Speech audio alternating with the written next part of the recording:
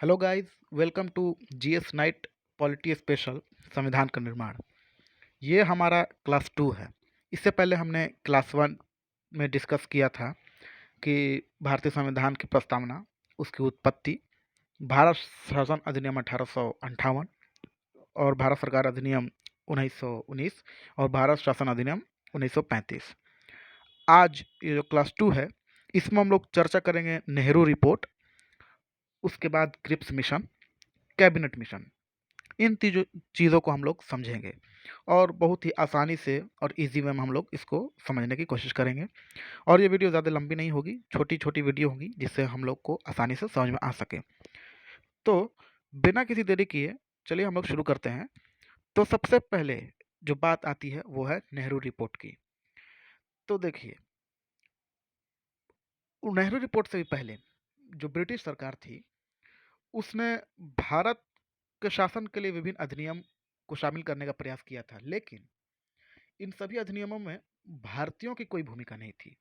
उन्होंने भारत के लिए नियम तो बनाए थे, लेकिन भारतीयों को इसमें शामिल नहीं किया था। तो भारतीयों के द्वारा संविधान तैयार करने का सबसे पहला प्रयास जो है 1928 में नेहरू रिपोर्ट में किया गया था। नेहरू रिपोर्ट में भारतीयों द्वारा सबसे पहला प्रयास किया गया था भारत संविधान बनाने का। और ये जो नेहरू रिपोर्ट है, ये नाम जो है पंडित मोतीलाल नेहरू के नाम पर तैयार किया गया था, जो कि उस समय मसविदा समिति के अध्यक्ष थे। अब रही बात मसविदा समिति की, तो मसविदा समिति जो था, इसका निर्णय है अखिल भारतीय राजनीतिक दलों के सम्मेलन में लिया गया था। मसविदा समिति का निर्णय, और उन दलों में जो शामिल थे वो थे भारतीय राष्ट्रीय कांग्रेस, स्वराज पार्टी और मुस्लिम पार्टी। ये उस मसविदा समिति में सदस्य थे। और जबकि उन पार्टियां जिन्होंने इस मसविदा समिति में हिस्सा नहीं लिया था, वो थी मद्रास की जस्टिस पार्टी और पंजाब की यूनियनिस्टिक पार्टी। इन दोनों ने इसमें हिस्सा नहीं लिया था। अब रही बात आती है, आगे हम लोग देखते हैं क्या। तो नेहरू रिपोर्ट की क्या क्या मांगे थी, वो हम लोग एक छोटी सी नज़र दौड़ाते हैं। तो सबसे पहले जो नेहरू रिपोर्ट की मांगे थी वो थी सार्वभौमिक मताधिकार एवं प्रांतों में जिम्मेदार सरकार। मतलब कि प्रांतों में उन्हें सरकार बनाने की आज़ादी दी जाए और सार्वभौमिक मताधिकार दिया जाए। सार्वभौमिक मताधिकार मतलब सभी को वोट देने का अधिकार दिया जाए और प्रांतों में उन्हें सरकार बनाने की इजाज़त दी जाए। हालांकि यहाँ पर हम लोग को ये बात देखने वाली चीज़ें होंगी कि उन्होंने प्रांतों में जिम्मेदार सरकार की बात की थी, प्रभुत्व शासन की मांग की थी, ना कि भारत की पूर्ण आज़ादी की। मतलब कि भारतीयों को कुछ मामले में कानून बनाने की आज़ादी थी, वो भी ब्रिटिश सरकार के नियंत्रण में। भारतीयों को कुछ मामले में कानून बनाने की आज़ादी थी, वो भी ब्रिटिश सरकार के नियंत्रण में। और जो हमने पहले ही बताया कि पुरुषों और महिलाओं के लिए सार्वभौमिक मताधिकार। हालांकि नेहरू रिपोर्ट जो थी, उसमें मौलिक अधिकारों की बात की गई थी कि भारत के लोगों को कुछ मौलिक अधिकार भी दिए जाएं। जो और ये जो रिपोर्ट थी 1934 में बन करके तैयार हुई थी। अब आगे हम लोग देखते हैं नेहरू रिपोर्ट के बाद क्रिप्स मिशन। तो क्रिप्स मिशन जो है, देखिए, भारत के लोगों ने मांग तो की थी संविधान सभा की और संविधान निर्माण की, लेकिन औपनिवेशिक शासकों मतलब कि अंग्रेजों ने भारत के संविधान जो निर्माण है, इसकी मांग को ठुकरा दिया था। लेकिन बदलती हुई परिस्थिति, मतलब कि उस समय द्वितीय विश्व युद्ध की शुरुआत होने की आशंका होने लगी थी और ब्रिटेन में एक नई सरकार का गठन हो गया था, जिसने ब्रिटेन सरकार को भारतीय संविधान निर्माण करने के लिए मजबूर कर दिया था। और उन्होंने 1942 में अपना एक कैबिनेट सदस्य सर स्टेफोर्ड क्रिप्स को भारत भेजा और वो एक ड्राफ्ट लेकर आए जिसमें भारत के संविधान के गठन की बात की गई थी। तो लेकिन उसके लिए एक शर्त थी कि मुस्लिम लीग और कांग्रेस दोनों की सहमति आवश्यक है इस ड्राफ्ट पर।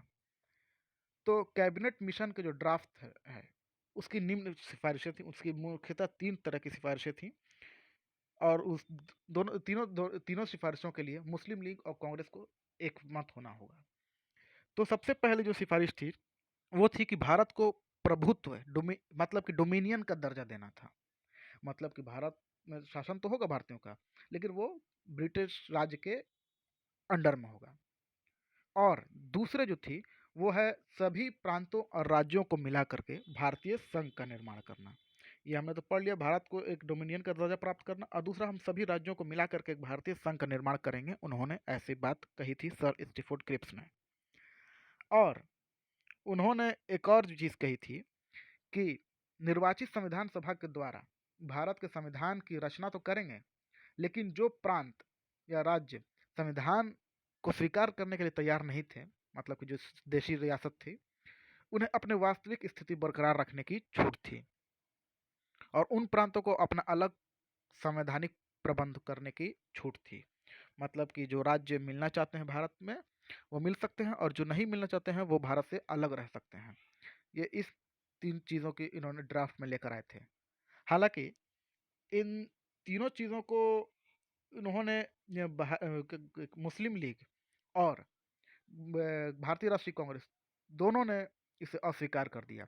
मुस्लिम लीग का अस्वीकार करने के पीछे वजह थी कि वो भारत को सांप्रदायिक आधार पर बांटने के चाह रहे थे और अलग प्रांत पाकिस्तान स्वतंत्र राज्य बनाने की मांग कर रहे थे। और उनकी मांगे थी कि भारत और पाकिस्तान दोनों के लिए दो अलग अलग सभा होनी चाहिए। इस जो मिशन को या फिर ड्राफ्ट को गांधी जी ने अनादरित चेक कहा है, जो कि इम्पोर्टेंट क्वेश्चन है एग्जाम के दृष्टि से कि गांधी जी ने किस मिशन को अनादरित चेक कहा है। मतलब आउटडेटेड चेक, जो बहुत चीज़ें पुरानी हो चुकी है। और पंडित नेहरू ने इसे दिवालिया बैंक कहा, मतलब ऐसा बैंक जो बर्बाद हो चुका है, कंगाल हो चुका है। और हमने पहले ही बात कर ली कि मुस्लिम लीग ने इसे मानने से इनकार कर दिया था। उसके पीछे वजह थी कि वो चाहती थी कि उन्हें एक अलग प्रांत मतलब कि पाकिस्तान जो है स्वतंत्र देश के रूप में दिया जाए, और भारत के लिए और पाकिस्तान के लिए दोनों के लिए एक अलग अलग संविधान सभा होनी चाहिए। तो यहाँ पर कोई निर्णय नहीं हो पाया। क्रिप्स मिशन जो आए लेकर के आए थे सर स्टीफोर्ड क्रिप्स, उसके बाद हम लोग आगे देखते हैं कि क्या हुआ। तो उसके बाद आता है कैबिनेट मिशन 1946। ब्रिटिश शासन ने भारतीय राष्ट्रीय कांग्रेस एवं मुस्लिम लीग के बीच जो मतभेद हुए थे उनको दूर करने के लिए बहुत सारे प्रयास किए, लेकिन वह असफल रही। ब्रिटिश सरकार ने लास्ट में एक और कैबिनेट सदस्यों का दूसरा प्रतिनिधित्व भारत भेजा, जिसे कैबिनेट प्रतिनिधित्व कहा गया और बाद में इसे कैबिनेट मिशन योजना के रूप में सामने आया। इसमें 3 कैबिनेट मंत्री शामिल थे ब्रिटिश सरकार के। जो सबसे मेन थे वो थे लॉर्ड पथिक लॉरेंस। उसके बाद एक और सदस्य थे सर स्टेफोर्ड क्रिप्स, जो कि 1942 में क्रिप्स मिशन भी लेकर के आए थे। उसके बाद एक और सदस्य थे एवी अलेक्जेंडर। इन तीनों के आप फोटो देख सकते हैं यहाँ पर। यही जो थे जिन्होंने कैबिनेट मिशन लेकर के आए थे। और अब कैबिनेट मिशन की क्या क्या मांगे थी या सिफारिशें थी, अब इसको हम लोग आगे देखते हैं। तो चलिए देखते हैं। तो कैबिनेट मिशन की जो थी सिफारिशें इस प्रकार थी कि उनके अनुसार जो है ब्रिटिश इंडिया और राजशाही को मिलाकर के एक भारत संघ होना चाहिए। मतलब कि ब्रिटिश इंडिया, जैसे हमने बात की थी केंद्रीकृत ढांचा और विकेंद्रीकृत ढांचा में, इसलिए हमने पहले बात कर ली थी वीडियो 1 में। अगर वीडियो 1 नहीं देखा है हमारा क्लास 1, तो जा करके देखिए, उसमें हमने केंद्रीकृत ढांचा और विकेंद्रीकृत ढांचे के बारे में बात की है। तो अब हम लोग यहाँ पर सीधे बात करेंगे ब्रिटिश इंडिया और राजशाही को मिला करके एक भारतीय संघ की बात उन्होंने की थी। सबसे पहली सिफारिश तो उनकी ये थी।